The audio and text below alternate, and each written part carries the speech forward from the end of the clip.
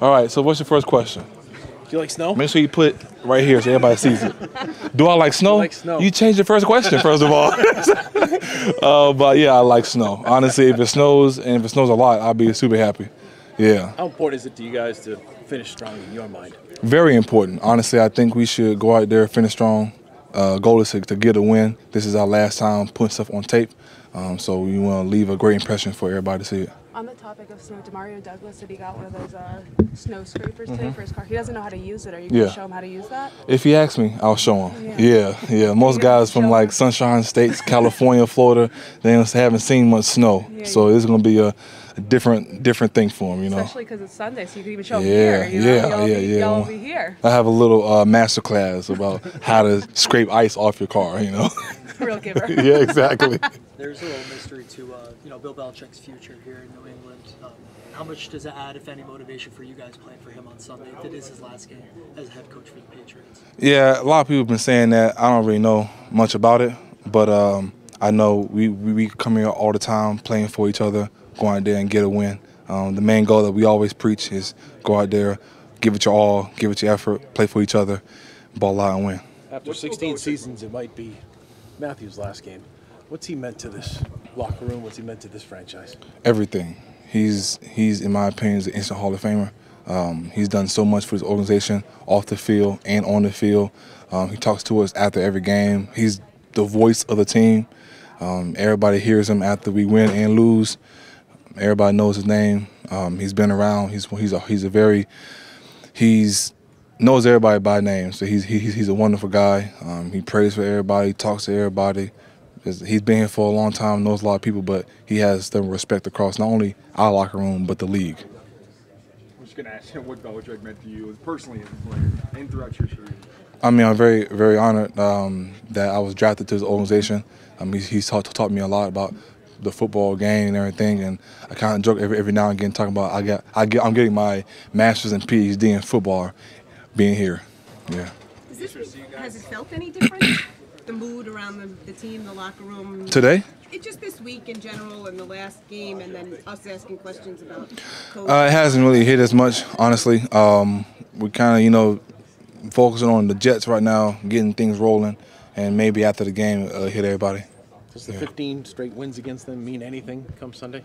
No, really anything that we do in the past don't mean anything that we do now. We have to still prepare for this team as if we don't know them. They're a great team. They're getting better every week. They have a really strong defense. Hall is balling out right now, doing his thing. So we got to make sure we bring our hard hats and pails and ready to play. So you guys still hate the Jets? If you're in our division, we don't like you. So that's how that is. That's how that goes. You mentioned that PhD in football. If you had to describe Bill Belichick as like a professor, how would you describe him? He's that professor who has that monotone voice, and he knows a lot. He's been around the game for a long time, so he's a guy who's like always talking in the same tone every day, and you gotta listen. If you're not, you're gonna be falling asleep. Have you ever fallen asleep in one of his meetings? I plead the fifth. Does Bill Belichick take extra credit? Oh, talking about professor stuff. I don't know, actually.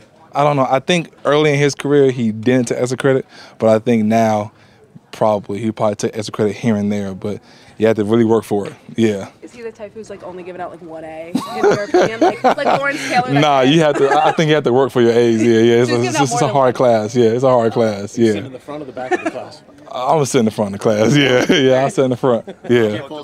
Todd talked about the team just being like a family. All the ups and downs, but everybody's still stuck with it. Can you speak to that? Yeah, we all a family. Papa's correct. We do everything together. We've been grinding since April.